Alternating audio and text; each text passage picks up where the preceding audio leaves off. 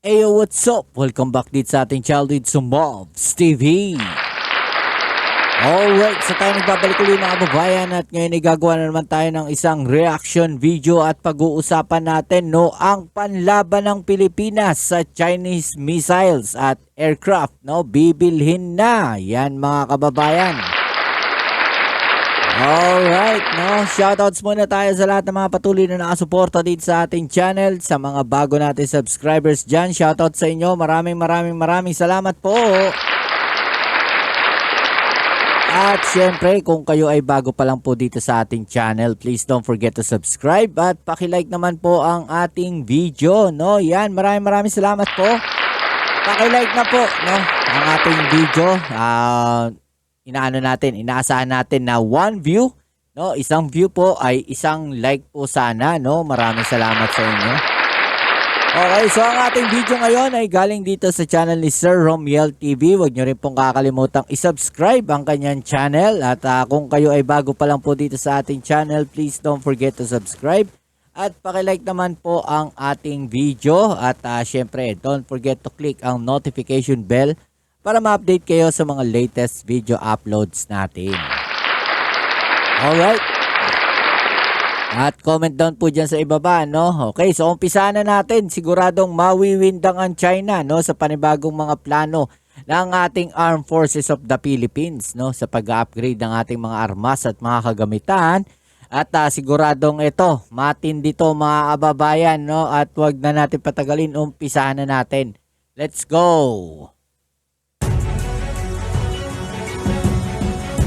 Sir Romiel TV. Don't forget to subscribe. Thank you.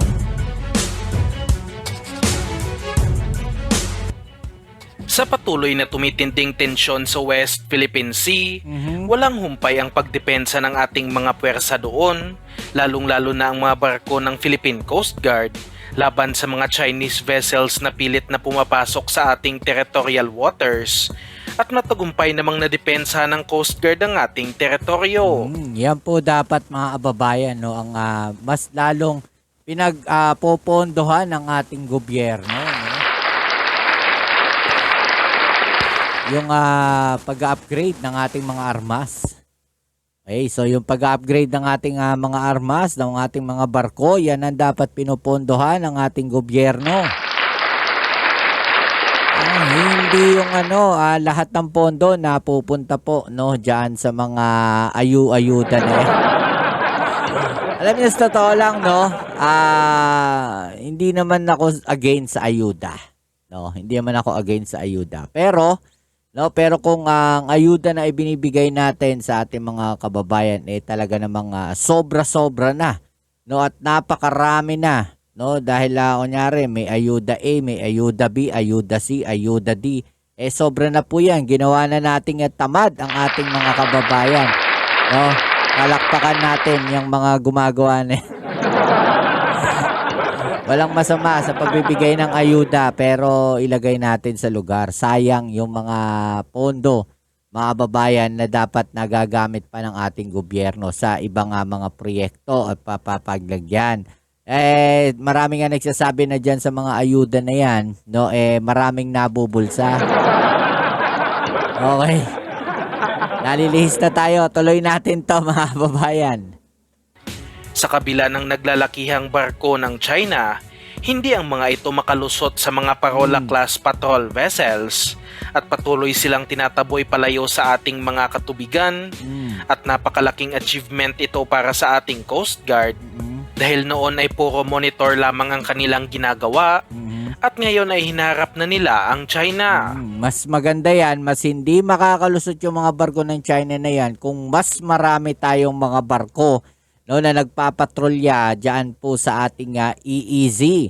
Pansinin ninyo, mas marami tayong barko na nagpapatrol dyan, mas malaki ang posibilidad na hindi sila makakalusot dyan. Diba? Kung ganyan ang ginawa ng ating mga gobyerno noong mga nakaraang administrasyon, malamang sa malamang hindi ganyan karami ang mga barko ng China dyan. Diba? Wala na masyadong problema sa China Coast Guard sa ngayon dahil bantay sarado na sila ng Philippine Coast Guard. Ngunit ang malaking problema ay mga Chinese Navy warships na Yan. naman na nabalitaan nating pumasok talaga sa teritoryo ng Pilipinas. Yan yung nangyayari ngayon, no? Ang strategy ng China na nakikita natin ngayon, no, pag hindi na kaya ng kanilang Coast Guard, no, yung mga barko po ng PLA Navy na ang pinapapasok nila. Okay. So, ang gagawin nila, sasabihin nila na naglalayag lang yan. So, gagamitin na naman nila o aabusuhin na naman nila yung pong freedom of navigation. Diba? Malinaw na malinaw yung kanilang pang-aabuso sa freedom of navigation dahil doon po ginagawa nila ang kanilang mga kabulastugan. Nang walang abiso mula sa Philippine government. Nag-deploy ng mga warships ang Philippine Navy upang i-intercept ito. Ngunit huli na rin ang lahat dahil nakalusot na ang mga Chinese warships. At nagpapakita ito ng kawalan ng pangdepensa ng ating bansa. At matatalo tayo kaagad kung sakaling magkaroon ng invasion sa bansa. Tama, no? Kasi hindi natin na-detect. That's why, mas kailangan natin ng mga radar system ngayon. No? Kailangan din nating i-upgrade ang ating radar system. No? Dahil nakakapasok sila na hindi natin namamalayan. No? Nakakadaan na sila sa territorial waters natin na hindi natin namamalayan. Okay? So, saan dumadaan yung mga yan? Diba? So, kailangan natin ng mga pang-detect na, no, doon sa mga barko na yan. Mga radar system, no, sa mga kaduluduluhan ng ating bansa, no, diyan sa Palawan, sa Sulu, no, sa Mindanao. Diba? Nakakapasok na sila eh. Oh, kailangan na natin ng radar system. Mag-upgrade na tayo. No, para namo-monitor natin yung galaw ng mga barko na to. Pagpasok pa lang nila o papalapit pa lang sila, nakikita na natin kung nasan sila. 'Di ba? Kaya nakatakda na ring paramihin palalo ng ating hukbong sindatahan ang ating mga anti-ship missile launchers dahil itong magiging pangunahing pangdepensa ng Pilipinas laban sa ataking mga warships o kahit anumang surface vessels upang hindi ang mga ito makalapit sa ating kalupaan at makadaong ang kanilang mga sundalo. Ngunit ilang beses na rin nating sinabi na magiging pangunahing target ito ng mga kalaban, lalo na ng mga fighter jets ng China, pati na rin ang kanilang mga missiles, dahil ito ang pinakamalakas na arma sa arsenal ng ating hukbong sindatahan at ito lang ang kayang pumigil sa kanilang naglalakihang warships. Kaya sa bagong balita na ating nakalap, nakatakdang bibili na ang Pilipinas ngayong taon ng mga tinatawag na Akash Air Defense System mula sa bansang India na nagkakahalaga ng nasa $200 million o katumbas ng halagang nasa 11.6 billion pesos. Parte ito ng tinatawag na Shore-Based Air Defense System Project sa ilalim ng modernization program ng Philippine Marines. At ito na ang magiging proteksyon ng kanilang BrahMos missiles na nabili din nila mula sa bansang India laban sa mga aircrafts at missiles ng kalaban. May range ang mga Akash missiles na aabot sa 30 kilometers lamang dahil mga short-range air defense system lamang ito at wala pa talaga tayong balita kung iilang missile launchers ang bibilhin sa halagang $200 million. At sinabing magkakaroon lamang ng formal na desisyon sa mga susunod na buwan. Alam niyo mga babae, no, nakikita ko kung patuloy tayo nag-upgrade, by the time no, na magdesisyon ang China na sakupin ng Pilipinas o gumawa sila no, ng isang malawakang invasion, hindi lang po sa Pilipinas, maging sa Taiwan, by the time no, na magdesisyon sila ng ganyan, sobrang lalakas na ng bansa dito. No? Pilipinas, Taiwan, diba? Sobrang lalakas na, lalo na yung bansa natin, malakas na. May pandepensa na tayo. Okay, kahit papaano makakalaban na tayo yung bansa natin. No, by the time na ganun. Kung patuloy no ang AFP modernization program. 'Di ba? Kasi kung may uupo na pangulo na bago, no, o administrasyon na bago at itinigil 'yan, no, yung modernization na 'yan, walang mangyayari sa atin. Talagang kukunin tayo ng China, mga kababayan, no? Hindi lang din ang Philippine Marines ang bibili ng air defense system dahil nag-anunsyo din ang Philippine Army Nabibili din sila ng missile defense system sa kanilang modernization program na nagpapakitang mas palalakasin pa ang pangdepensa ng Pilipinas. Hindi pa formal na napili ang Akash missiles at wala pa ding napili ang Philippine Army dahil sa maraming mga bansa din ang may kanya-kanyang magagandang offer katulad na lang ng Estados Unidos na nag-offer ng kanilang NASAMS na isa sa pinaka-accurate na air defense system sa merkado at napatunayan na rin ang performance nito sa giyera ng Ukraine at Russia. Samantalang gusto ng Philippine Army ng air defense system na kayang protektahan ang West Philippine Sea, kaya magandang opsyon din ang ino-offer ng Germany na mga IRIS-T surface-to-air missile system na may range na aabot sa 100 kilometers na mas malawak kumpara sa ibang ino-offer sa proyekto. Ngunit sa huli, ang pinakamurang offer pa rin ang pipiliin ng Pilipinas dahil alam naman nating gipit pa rin tayo sa pondo at kung sana'y tataasan palalo ng gobyerno ang budget sa modernization program ay makakapili ng magandang produkto ang ating hukbong sindatahan. Unti-unti nang naglabasan ang bibilhin ngayong 2025 at sa mga hindi nakakaalam, marami pang ibang proyekto na para sa air defense ng Pilipinas katulad na lang ng Man-Portable Air Defense System project ng Army na pangdepensa naman laban sa mga helicopters at drones na usong-uso na sa mga kasalukuyang gyera. Isa na nga sa pinagpipilian ay ang KP Samcheron na isang short-range air defense system na offer ng South Korea na may sinasabing range ng nasa 7 kilometers at bawat isa nito ay nagkakahalaga ng nasa $3 million. Malaki ang tsansa na manalo ito dahil mahilig na rin sa Korean-made weapons ang ating hukbong sindatahan at kayang-kaya bilhin ng ating bansa ang kanilang murang produkto.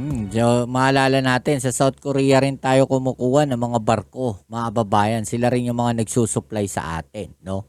At talaga namang maaasahan yung mga nabibili natin, no? Diyan po sa South Korea, yung mga Hyundai Industries, di ba? Ang isa pang ino-offer ay ang Mistral Short Range Air Defense System ng France na kasalukuyan na rin ginagamit ng Philippine Navy na kung saan may range naman ito ng nasa 8 kilometers at maraming bansa na rin ang gumagamit nito sa ngayon. Halos magkapresyo din ito sa offer ng South Korea. Tama ba ako, Hyundai Industries? Ay, comment ka sa ibaba.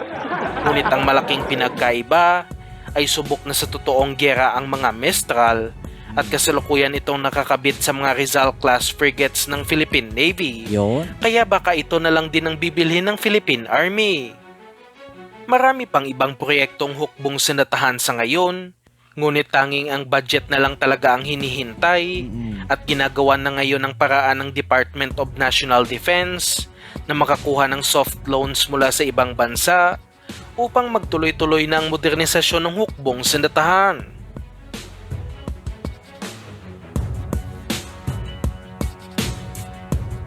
Yun, no, mga kababayan, no?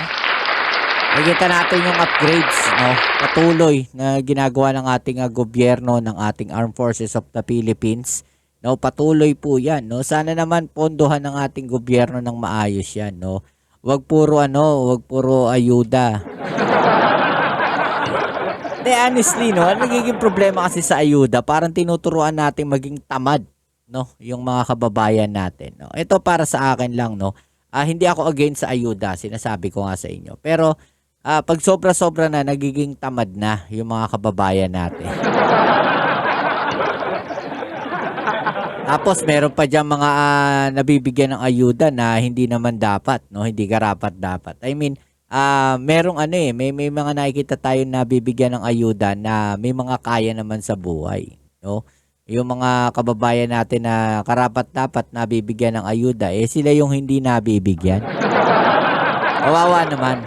No, hindi yata tama yun. Ngayon, kung ganun rin lang mangyayari, ilagay natin sa maganda, no? Ilagay natin sa tamang lugar yung mga pera o yung budget, no, na napupunta sa ayuda, na napupunta sa bulsa. Alas palagay ninyo mga babayan. I-comment down sa ibaba yung mga opinion at atin yung pag-usapan. Alright?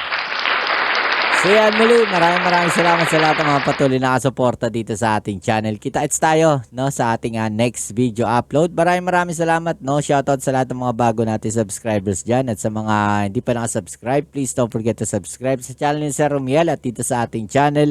At please, no, 1 view, 1 like po sana. Pa-click naman po yung like dyan sa ibaba. Alright? Peace. I'm out.